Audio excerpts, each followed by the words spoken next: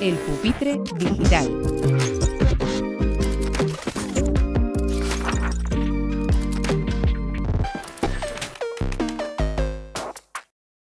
Bienvenidos al Pupitre Digital, el espacio de entrevistas de Radio Éxito Educativo, el espacio que podéis escuchar en podcast en las principales plataformas y verlo aquí en YouTube. Hoy tenemos a Manu Velasco, sobre todo un grandísimo profesor, un entusiasta de la educación. Los que hemos tenido la suerte de poder verle en directo, pues para mí sería como, a los que nos gusta el rock, pues sería como una estrella del rock, pero de la educación.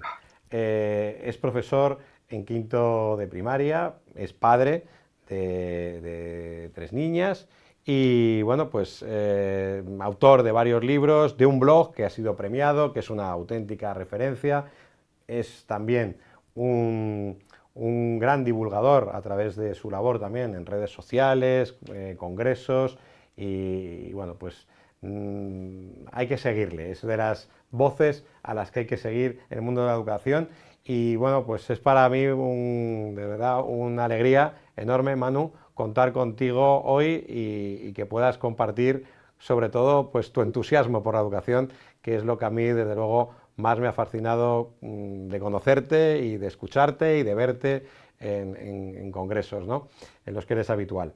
Bienvenido, Manu, y casi empezamos por el principio. Cuéntanos, ¿de dónde viene ese entusiasmo por la educación? ¿De dónde viene esa energía?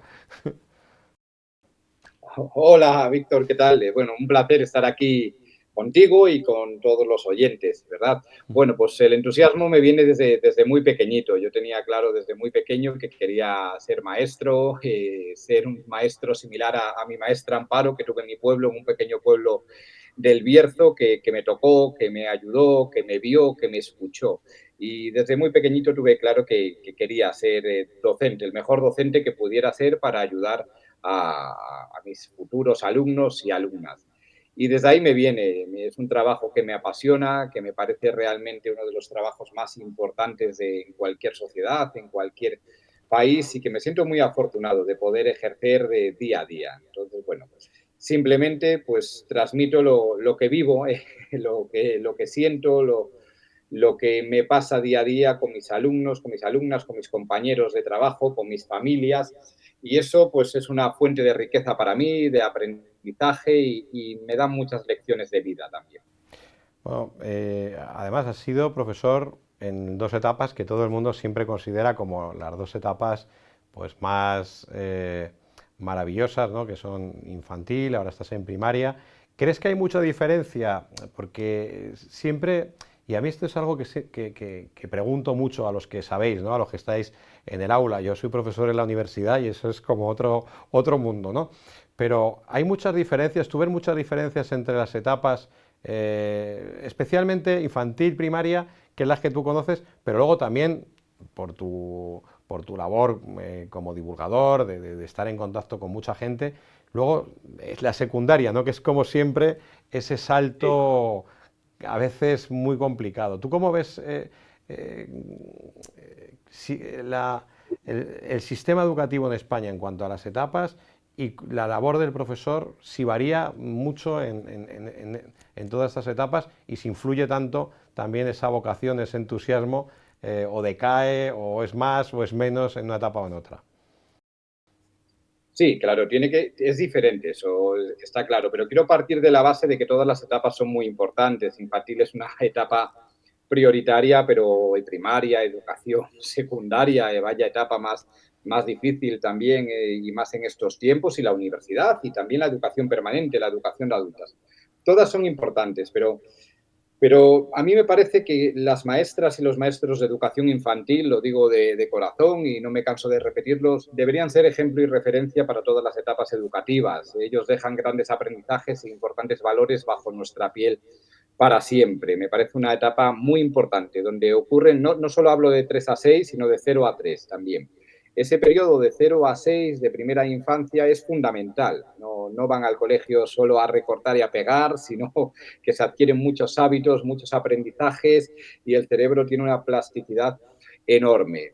Luego a mí me preocupan los cambios de etapa. Por ejemplo, me preocupa el cambio de infantil a primero de primaria. Yo creo que deberíamos infantilizar al menos primero de educación primaria. Estamos sometiendo a los niños a una presión y cada vez tienen que saber leer a edades más tempranas.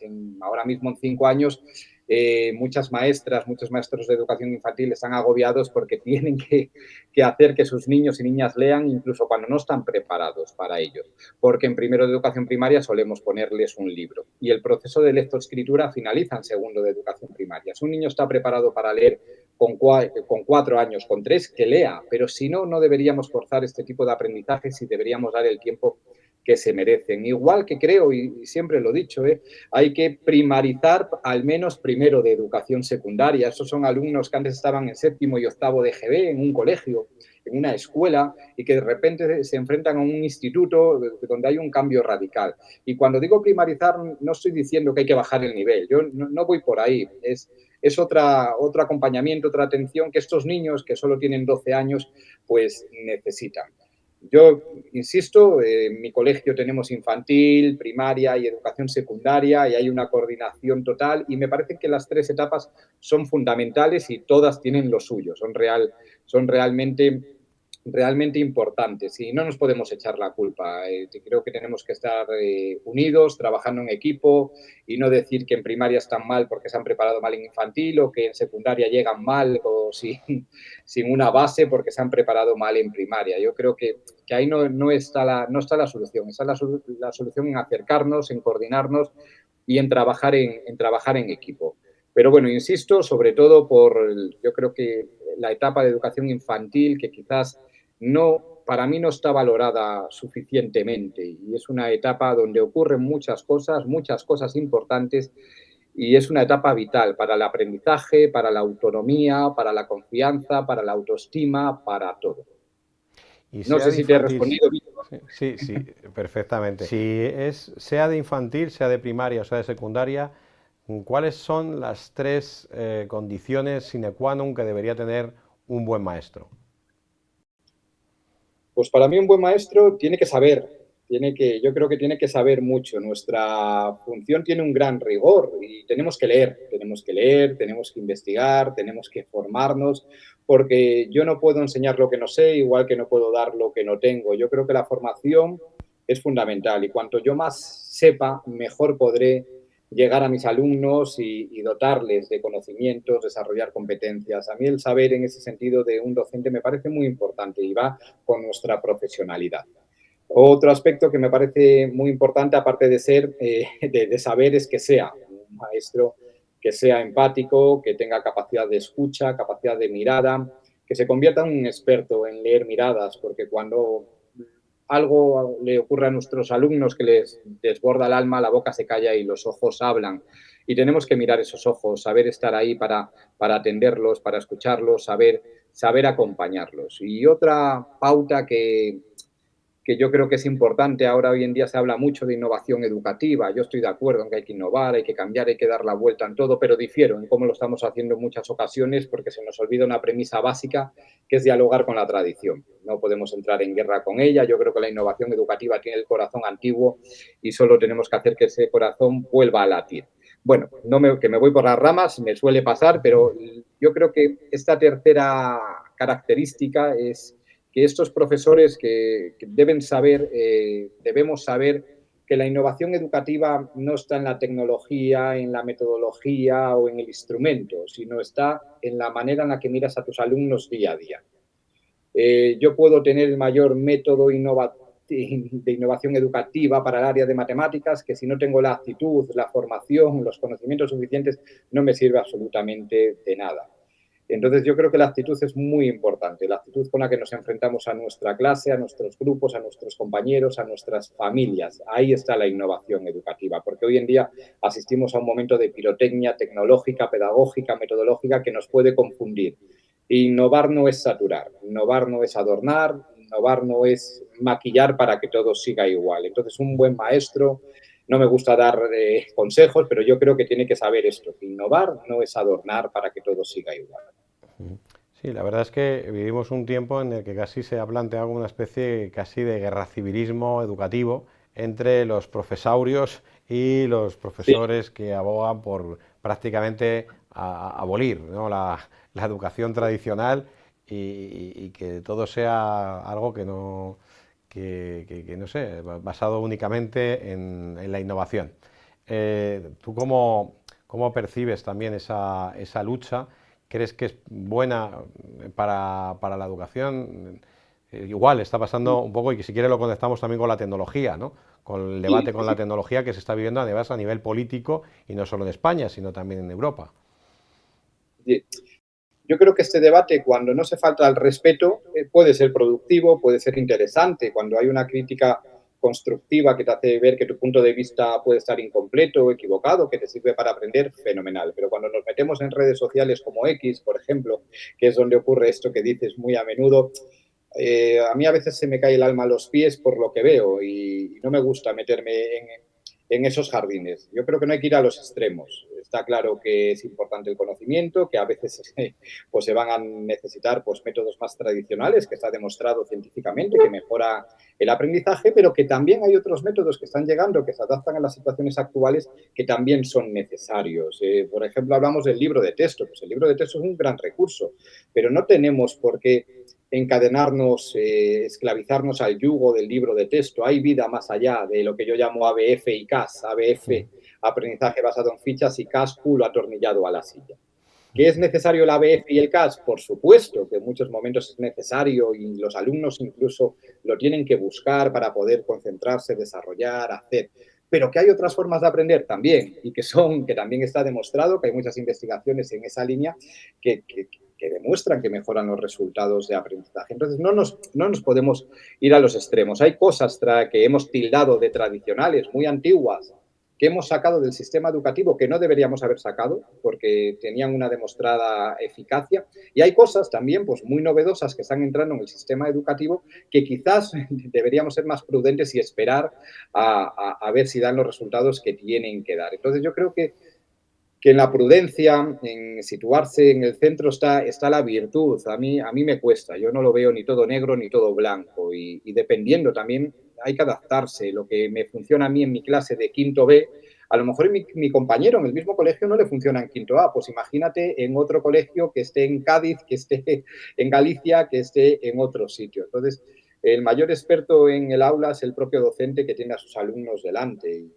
tiene que adaptarse a ellos y buscar los recursos necesarios para hacer que aprendan, para hacer que desarrollen competencias, para hacer que crezcan como personas. Y a veces me puede servir el libro de texto, a veces me puede servir pues una metodología más activa, a veces me puede servir pues una experiencia en el entorno, a veces me puede servir una experiencia de aprendizaje-servicio, un aprendizaje basado en proyectos, a veces el ABF que te decía, pues bueno, eso es. Entonces a mí me preocupa estas guerras que veo y esas faltas de respeto. Sobre todo me preocupan las faltas de respeto Sí, que se producen entre docentes en algunas ocasiones, y me da mucha pena porque muchos de ellos los conozco y sé que son grandes profesionales, y me cuesta presenciar eso y no me meto. Sí que te digo la que verdad ahí es no me que meto. es un debate poco educado sobre la educación, ¿no? Faltarse el respeto, insultar a otros profesores, que desde luego que es algo que desde Éxito Educativo jamás hemos consentido ni vamos a consentir, que se falte nunca el respeto, y aquí todas las ideas, desde luego, pues dentro del debate educativo son respetables, por supuesto, pero es verdad que en X a veces llama la atención y es muy triste, ¿no? Que profesores se estén insultando y bueno, pues con un debate demasiado enconado, ¿no? Sí, demasiado. Bueno, si entramos ahora a tu blog, haces también, eres un gran creador de acrónimos, te gusta pues jugar, ¿no?, con las TIC, luego nos cuentas tu concepto de TIC también, Sí, y bueno, pues tienes ahí como una pequeña poesía sobre el uso también de los teléfonos, ¿no?, móviles, sobre todo los sí, más pequeños, ¿no? Eh, eso es. ¿Cómo vives también este debate? O sea, prácticamente ahora pues las comunidades autónomas, desde el Ministerio, pues se plantea prohibir el uso directamente, ¿no?, del móvil. Varios países europeos también lo han echado para atrás, no solo el uso del móvil, sino otros dispositivos, ¿no?, otras pantallas. ¿Cómo lo ves también? si Sí. fueras ministro de Educación, ¿qué harías en torno a todo este tema? Bueno, yo creo lo que escribí hace poco, yo creo que su infancia se va si un móvil antes de tiempo les das. Yo eso lo tengo muy claro cuando niños de 11 años se ponen a whatsappear y a meterse en Snapchat, en TikTok, a ver vídeos que no deben ver, dejan de salir al parque, de quedar con sus amigos, y a mí eso me preocupa mucho. Yo creo que la tecnología es un tren fantástico que nos puede llevar a cualquier lugar, pero las vías por las que ha de circular ese tren siempre se llamarán pedagogía. La tecnología está al servicio del aprendizaje, nunca al revés. Y yo creo que la tecnología en las aulas debe servir para aprender, nunca para distraer. Y eso sí que es importante. Y también saber que nuestras clases no son mejores por la tecnología que utilicemos, sino que son mejores por el aprendizaje que nuestros alumnos generemos. Yo soy partidario de no dar el móvil, lo vivo como padre, sé que es navegar contra corriente, pero hasta los 16 años a mis hijas. Yo lo tengo claro, sé que ahí existen otras realidades, que a lo mejor es necesario, pero bueno, no tienes por qué darles un iPhone 15 Pro Max con acceso a Internet. Si te hace falta para que la niña te localice tener un móvil, puede ser un móvil de llamadas y se acabó. Pero también es evidente que viven en una sociedad digital y que hay que prepararles para esta sociedad. Hay que desarrollar su competencia digital y tiene que estar muy bien secuenciada en las escuelas, desde infantil hasta la etapa universitaria. No puede ser que la competencia digital de mis hijas, en este caso, recaiga en que tenga la suerte de que les toque un profesor o profesora que vamos a llamar TIC y que si les toca a ese profesor se va a desarrollar esa competencia digital y que si no, no. Hoy en día cualquier profesor, incluso cualquier padre, tiene que ser competente digitalmente hablando y tenemos que ayudarles. Pensamos que son nativos digitales y que no podemos enseñarles nada porque saben más que nosotros y no es así. Realmente son zombies digitales que cometen muchos errores y errores muy graves que pueden tener serias consecuencias. Entonces a mí me preocupa. Yo creo que esa competencia digital tenemos que ayudarles desde ya muy pequeñitos a que vean los peligros que hay escondidos detrás de la tecnología, a que vean las oportunidades y lo que puede generar el buen uso de Internet, pero que cojan hábitos que les alejen del mal uso, que vean lo que hay detrás de un anuncio, que nunca les van a regalar un móvil o que les van a dar 10.000 euros o un coche, como llegan muchos mensajes de spam, que sepan respetar los derechos de autor, que sepan citar adecuadamente, que sepan utilizar un procesador de textos de manera adecuada. Entonces, a mí me parece que la competencia digital es hoy en día una de las competencias más importantes, porque queramos o no, se levantan y se acuestan con ella. Y es mejor que tengan la información necesaria para que sepan dónde se están metiendo. Antiguamente, cuando nosotros vivíamos en el entorno natural, en una ciudad, en un pueblo, nuestros padres o familiares nos previenen, ¿verdad? Nos dicen, no cruces la carretera cuando el semáforo está en determinado color, no corras detrás de un varón si va hacia los camiones, no cojas caramelos de extraños. Pero en el entorno digital, yo no sé por qué aún exactamente, hemos hecho como una dejación de funciones y no les hemos prevenido. Y los hemos mandado al mar de Internet en una barca pinchada y sin remos. Y es un mar precioso, donde hay peces de colores, sirenas, delfines, corales, pero donde también hay piratas, tiburones, pederastia, pornografía, sexting, grooming, ciberbullying. Y no los podemos dejar en ese mar a la deriva. Somos responsables los adultos, tanto la familia como la escuela, y muchas veces la familia no es capaz y tenemos que acompañar desde la institución educativa o como desde las propias tutorías. Y a mí me parece fundamental. Yo no prohibiría la tecnología, está claro que es un recurso, pero es un recurso más. Yo creo que hay que cuidar mucho el equilibrio analógico-digital, utilizar la tecnología para potenciar el aprendizaje, para enriquecerlo, para desarrollar la competencia digital, pero nunca dejando de lado la importancia de lo analógico, de la hoja, del papel, del texto, del libro, de la motricidad fina. A mí eso también me parece muy importante. Como te dije antes, el equilibrio me parece fundamental, pero vivimos en la realidad que vivimos y si ellos viven en formato analógico y digital, hay que educarles en formato analógico y digital para que estén preparados. Y bueno, creo que personas como tú, profesores como tú, digamos, hacéis mucho, ¿no?, por la imagen pública del profesor o reivindicáis, ¿no?, sobre todo pues la labor del docente en la sociedad y la importancia que tiene. ¿Tú crees que el profesor en general, el maestro, la maestra, está bien visto en España? ¿Está suficientemente reconocido en España? Las estadísticas Esos parece que son. nos dicen que sí, que médicos y profesores están bien reconocidos, pero la realidad es que cuando hablamos con los profesores, con los maestros que estáis en los colegios y en las escuelas, pues la verdad es que no os sentís del todo respaldados, ¿verdad? Por las familias ni suficientemente valorados muchas veces. ¿Cómo lo ves?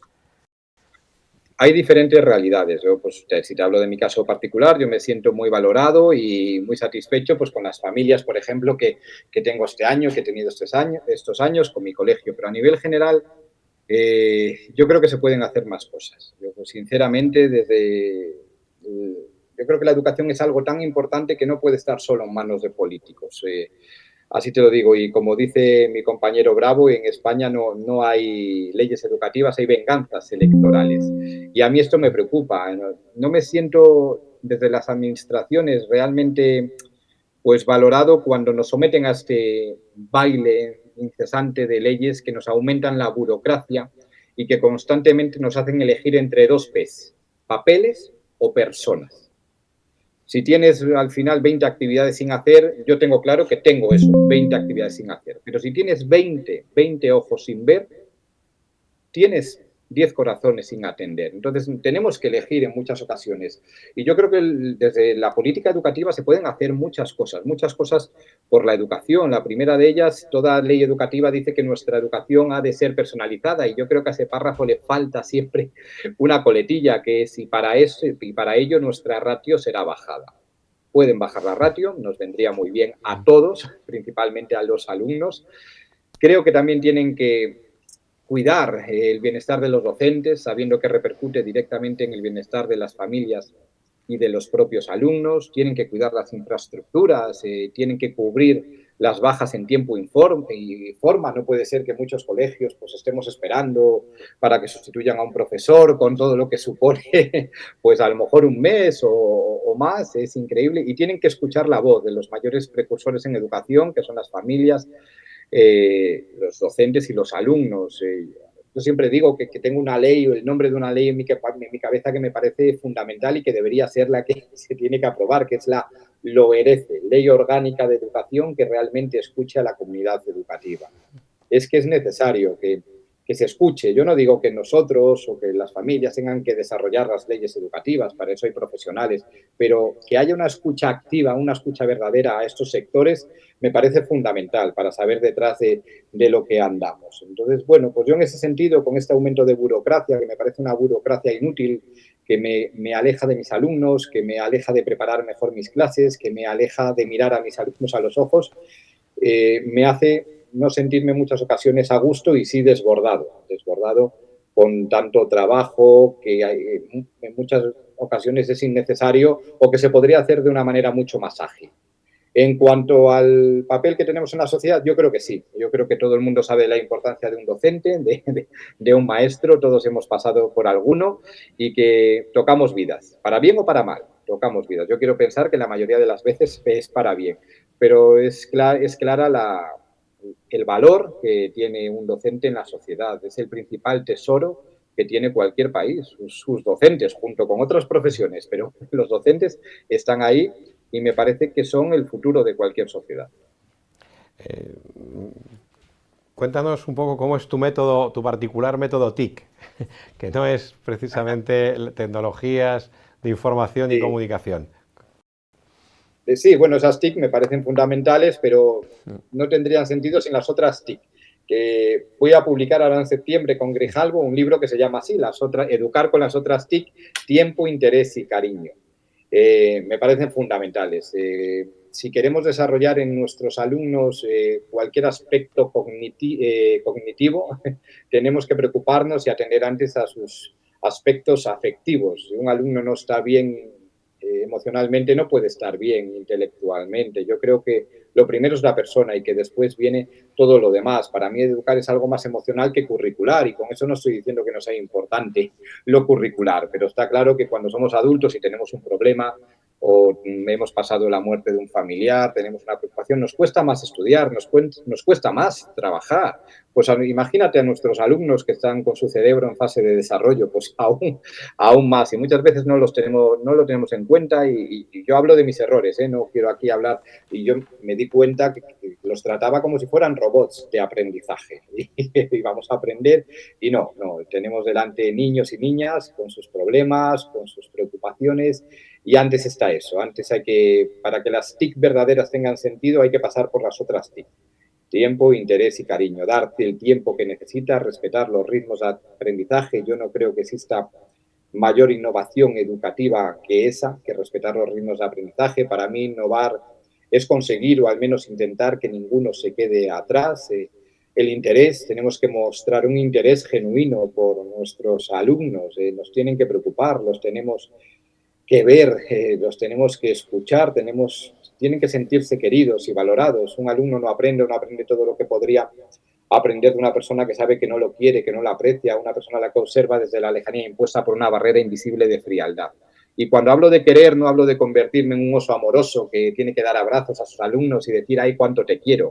Se quiere con la mirada, con la escucha, con la palabra, con la presencia, con los gestos. Y ese querer se lo merece cualquier alumno, desde cero hasta educación permanente, educación de adultos. Entonces, me parece muy importante, pues, estas TIC, me parecen fundamentales. Siempre, la persona siempre estará por delante de cualquier elemento curricular, de cualquier examen, de cualquier programación.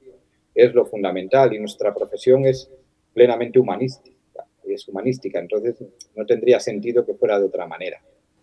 Es humanística y es muy emocional, y en esa parte emocional, Manu, como sabes, bueno, desde aquí, desde el sitio educativo, Educar es Todo y la Universidad de Distancia de Madrid, pues hicimos este año este estudio que arrojaba pues datos pues bien preocupantes, ¿no? 40% profesores con síntomas de depresión, casi un 14% con ideaciones suicidas. ¿Qué está pasando, Manu, en esa parte emocional? Que por un lado, ¿no? Pues vemos que nunca se ha hablado tanto de salud mental, nunca se ha hablado tanto de bienestar emocional, y sin embargo estamos aquí en el sitio educativo nos dirigimos a los profesionales de la educación, pero bueno, ni que decir tiene que los datos, ¿no? de suicidio adolescente, de depresión, ansiedad en adolescentes, incluso cada vez más pequeños, niños, es un auténtico drama, ¿no? Una catástrofe. ¿Qué está pasando? Pues si lo supiera, rápidamente lo diría para intentar arreglarlo y solucionarlo, pero yo creo que aquí de lo que hablábamos antes, el uso precoz de un dispositivo digital, el acceso a las redes sociales, puede generar muchos problemas en nuestros niños y niñas. Cuando un niño de 7 o 8 años está viendo en Internet determinados vídeos que no debe ver, determinadas conductas que no son habituales, pero no son para nada normales, cuando está viendo que hay otros colegas que cuelgan muchas cosas y que su vida es maravillosa, aunque es lo que muestran ahí, no es que realmente sea todo así de real, pues claro, pues ahí eso afecta a su autoestima, a su confianza y puede generar grandes dificultades. Y a mí ahí me preocupa nuestro papel como adultos. Nuestros niños acceden a los dispositivos digitales porque se los damos. Lo que debería ocurrir en nuestra sociedad es que el raro no sea el niño que con 12 años no tenga un móvil, ¿no? Que lo raro sea que un niño con 12 años lo tenga, no al revés. Y eso a mí me preocupa. Un móvil con acceso a Internet, se meten en diferentes chats, juegan a juegos o a videojuegos que no deben jugar. Y hoy en día es muy común ir por la calle y ver a niños incluso con un carrito, que van en carrito con un soporte y que ya están consumiendo una pantalla. Entonces, yo creo que ahí el acceso a toda esa información que tienen, el acceso a esas cuentas de otros adolescentes que siguen o de otras personas que siguen, les distorsiona su realidad y ven que ellos no pueden llegar o que en este momento están viviendo una vida que a lo mejor no les gustaría vivir y seguro que es una vida maravillosa. Y esto está generando grandes problemas de autoestima, como dije antes, de confianza, Y a mí me preocupa mucho, Víctor, pero no, realmente lo único que podemos hacer como docentes es acompañar a las familias, decirles, remarcarles muy claro la edad legal para que sus niños y niñas tengan el acceso a una red social, que se sitúa en España más o menos en los 14, 16 años, pero yo también te digo que conozco muchos casos de niños que con 8, 9, 10 años frecuentan TikTok e Instagram tranquilamente. Entonces, por ahí viene mucho de esto. Luego habrá más causas, pero yo creo que en este aspecto, las redes sociales, el mal uso de Internet, darles un móvil cuando su cerebro no está preparado para ellos, es como dar un coche a alguien que no tiene el carnet de conducir, pues al final generas un accidente. Pero lo malo de esto es que el accidente, el principal daño se lo llevan ellos mismos y tenemos que tener mucho cuidado y tener en cuenta nuestra responsabilidad como sociedad al respecto y dar ejemplo, porque muchas veces estamos muy preocupados por cómo nuestros niños y niñas utilizan los dispositivos digitales y no nos preocupamos nada por cómo nosotros lo utilizamos. Y realmente nosotros lo utilizamos muy mal. Desde que son muy pequeñitos utilizamos como padres, como tíos, como familiares, los dispositivos como aparcaniños, como apaganiños. Los metemos en el coche, vamos a cualquier lado y sin que me lo demanden, les ponemos una película en vez de hablar con ellos, cantar, mirar por la ventana, jugar. Y al final les acostumbramos a ese dispositivo digital y hay niños, como dice Álvaro de Bilbao, de 3 años que saben utilizar la tableta y que no saben hacer una voltereta. Y eso es preocupante, es muy preocupante. Hoy más que nunca nos tenemos que convertir en diseñadores de experiencias analógicas que les hagan ver el lado importante de la vida, la salida a un parque, a la montaña, a una granja. A mí me da mucha pena cuando voy a un bar o a un restaurante y veo que una familia está comiendo y sus hijos de 8, 9, 10 años se pasan toda la comida mirando una pantalla y no hablan con sus padres. Y me da más pena aún cuando son sus padres los que están mirando la pantalla y dejan de mirar a los ojos de sus hijos. Entonces, es algo que nos debemos replantear como sociedad, pero no es algo que solo afecta a los niños. Es algo que nos está afectando a nosotros, que nosotros como sociedad adulta estamos haciendo mal. Y ellos están aprendiendo, porque no hay nada que eduque más que el ejemplo. Y el ejemplo educa y maleduca. Entonces tenemos que tener muy en cuenta eso por los daños colaterales que pueden tener de cara al futuro y estos informes devastadores que habéis hecho. Entonces, bueno, yo creo que por ahí va un poco también el tema. Y los profesores, ¿qué podemos hacer para mejorar su salud mental? Bueno, has apuntado también la burocracia, esos papeles que ahogan al profesor.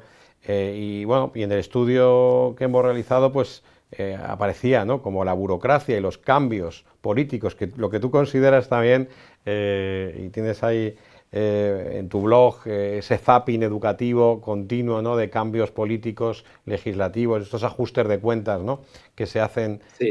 con las leyes educativas. ¿Crees que el profesorado, o sea, podemos permitirnos el lujo como sociedad de tener a un profesorado con un 40% que muestre síntomas de depresión, aparte de la burocracia, aparte de los cambios legislativos, que son cuestiones exógenas? ¿Crees que se puede hacer algo también desde las propias escuelas? ¿O qué Sí, sí, consejo le totalmente. podrías? Tú eres un profesor que cuando se te ve, pues transmites entusiasmo, transmites pues muy buena energía y pasión por la educación, pero hay profesores que hablando con ellos, te confiesan, dices, estoy agotado, estoy pensando en dejar la profesión. ¿Cuántos profesores están dejando la profesión? Incluso profesores en la escuela pública que tienen una plaza asegurada y demás. ¿Crees que podemos hacer algo más también? O sea, más allá de... Porque si tenemos que esperar las soluciones desde los políticos, pues creo que va a ser Ya. complicado, ¿no? Pero ¿qué podemos hacer también como comunidad escolar, como sociedad? Al final la sociedad la conformamos todos, ¿no? No solamente podemos esperar. ¿Crees que desde los colegios se puede hacer algo más también por mejorar la salud mental del profesorado? Totalmente. Cuidar al que cuida. ¿Quién cuida al que cuida? ¿Quién cuida al docente? Si no somos nosotros, pues es imposible. Yo creo que cualquier colegio, cualquier equipo directivo tiene que hacer todo lo posible porque haya un buen clima de centro. Un buen clima de centro donde cada docente se sienta valorado, apreciado. Lo mismo que estoy diciendo que hay que hacer con los niños, pues lo tenemos que hacer entre nosotros. Yo no puedo cuidar a mis alumnos o enseñarles como debo enseñarles si no estoy bien yo, si no me encuentro bien. Entonces, estos datos son alarmantes y realmente son preocupantes. Entonces tenemos que cuidarnos y no podemos estar esperando a que nos cuiden desde arriba, desde la política educativa, porque vemos que puede que llegue, pero si llega va a llegar tarde y que se va a alargar en el tiempo. Entonces, nos podrían cuidar pues sometiéndonos a menos burocracia, bajando las ratios y bueno, pues otras cositas que no me voy a parar ahí. Pero sí que podemos entre nosotros tener un buen clima de centro, cuidarnos, tener espacios, reuniones productivas, ágiles, dar espacio pues a la escucha, no solo hablar de educación dentro de los colegios cuando tenemos esas reuniones, sino que haya ese espacio más abierto, más flexible para hablar de nuestras vidas, para conocernos mejor, para desahogarnos. Yo creo que es realmente importante y fundamental cuidar al que cuida. ¿Y quién tiene que hacerlo? Pues los docentes entre ellos y el equipo directivo velar por sus docentes. Yo veo el equipo directivo, no veo el equipo directivo como una locomotora que arrastra vagones sin más, sino como una fuerza capaz de hacer florecer cada una de las plantas que tienen su centro educativo, que son los docentes, capaz de hacer que cada uno se sienta bien, que cada uno se sienta valorado y se sienta motivado. Esto suena muy bonito, pero yo sé que es muy difícil. Yo sé que es muy difícil, que igual que en todas las profesiones, pues los docentes somos muy diversos, nuestros alumnos son diversos, nosotros también, pero tenemos que ser conscientes de que en esa diversidad también está la riqueza y saber acompañar a cada uno de nuestros compañeros en el momento en el que esté. No podemos esperar que todos estén en el mismo momento, ni que su corazón esté en la misma situación en cada uno de los trimestres. Y desde ahí, cuidarnos. Yo no veo otra solución, Víctor. Cuidarnos, cuidar al que cuida. Sí, porque a veces yo creo que somos una sociedad que siempre estamos pidiendo que desde fuera nos vengan las soluciones, pero yo creo que igual también los profesionales de la educación podemos también buscar soluciones dentro de nuestras propias instituciones, de nuestro propio trabajo y del propio ambiente, ¿no? Que al final ese ambiente lo hacemos también nosotros, ¿no? Totalmente. Yo creo que hay que reivindicar, decir las cosas que tengamos que decir. Yo no me canso de decirlo siempre que tengo ocasión, que la ratio, que lo que haga falta. Pero luego, poco a poco, hay que salir de la cofradía de la queja para actuar. Es decir, yo sé que eso está mal, pero no consigo nada quejándome todo el año. Entonces voy a pasar a la acción. Tengo un compañero que está pasando dificultades o yo mismo que estoy quemado, pido ayuda. Hay que romper esa barrera. Yo estoy mal, estoy saturado, no puedo. Pide ayuda a tu paralelo, pide ayuda al compañero que te la va a dar, que te va a ayudar, que te va a liberar, que te va a acompañar. Yo no creo que tengamos mejor aliado que nuestro paralelo, nuestro compañero de trabajo, ni mejor formador que sea. Yo voy a muchos congresos y allí aparecen miles de docentes, pero ya siempre lo digo, la mejor formación la tenéis en el compañero de al lado, lo tengo clarísimo, y el mejor cuidado está en el compañero de al lado. Y muchas veces no lo cuidamos o no nos percatamos porque no nos lo dicen o porque no lo decimos. Yo muchas veces también he estado en esa situación, más saturado, más desbordado, y no he dado el paso de pedir ayuda. Y tenemos que romper ese tabú y pedir ayuda. Mira, pues no llego, o estoy preocupado porque con esta familia me ha ocurrido esto y yo estoy haciendo un mundo, me estoy montando una película y a lo mejor la visión desde fuera de un compañero me tranquiliza, me serena y hace que me coma menos la cabeza. Entonces hay que hablar, hay que abrirse para que nos puedan acompañar y para que podamos acompañar a otros. Me parece fundamental. Pues Manu, por último, siempre cerramos esta entrevista con una misma pregunta. ¿Cómo ves, cómo te imaginas el mejor centro educativo del mundo? Pues yo creo que el mejor centro educativo del mundo es aquel que acoge a sus alumnos, venga de donde vengan, cuando vengan y como vengan. Yo creo que para mí un buen centro educativo es aquel que acoge. No te voy a entrar en cosas como, porque esto ya todo, que sea bilingüe, que tenga e-twinning, que haga no sé qué. No, simplemente aquel que acoge a sus alumnos, vengan cuando vengan y como vengan. Y también que acoge a sus docentes. Me parece fundamental el tema de la acogida, porque ahí estás demostrando que es un colegio humano, es un colegio.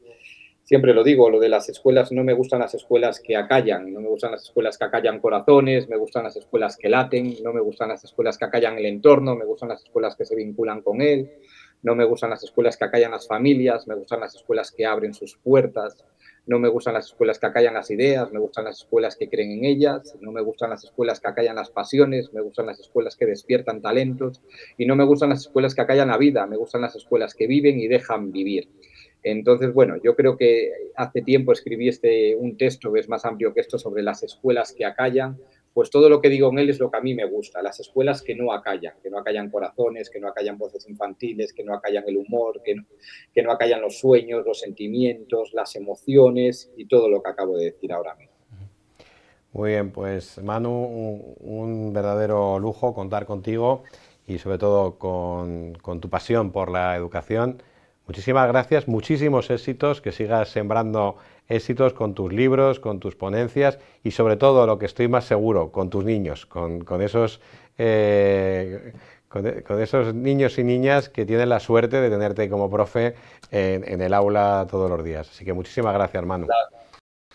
Gracias a ti. La suerte es mía tenerlos a ellos y poder disfrutar día a día de mis alumnos y alumnas y de mis familias, que también son una gran fuente de aprendizaje para mí.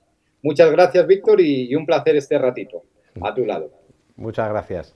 Pues muchas gracias y, como siempre, os emplazamos para estas y otras entrevistas en el Pupitre Digital y las noticias, la actualidad diaria para los profesionales de la información, para los que deciden educación en exitoeducativo.net. Muchas gracias. El Pupitre Digital.